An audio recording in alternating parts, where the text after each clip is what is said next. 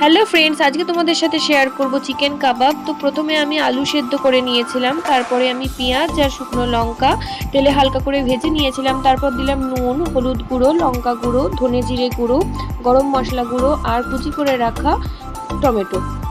তো আমি একসাথে মিক্সড করে নিলাম। তারপরে তোমরা দেখতেই পাচ্ছ আমি দিলাম একটা ডিম সেদ্ধ, তোমরা দুটোও দিতে পারো। এরপর আমি সেদ্ধ করে রাখা চিকেনটা দিয়ে দিলাম। চিকেনটা আমি নুন হলুদ জলে সেদ্ধ করে রেখেছিলাম। তারপর দিলাম কুচি করে রাখা পেঁয়াজ আর বেসন দিয়ে আমি ম্যারিনেট করে কিছুক্ষণ রেখেছিলাম। তারপর আমি আমার মতো একটা শেপে কাবাবগুলো বানালাম।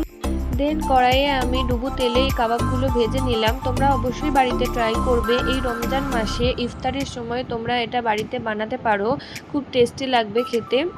তো তোমরা এটা ট্রাই করলে অবশ্যই কমেন্টে আমাকে জানাবে কেমন হয়েছিল। Thank you for watching. Like, comment, share and subscribe. By.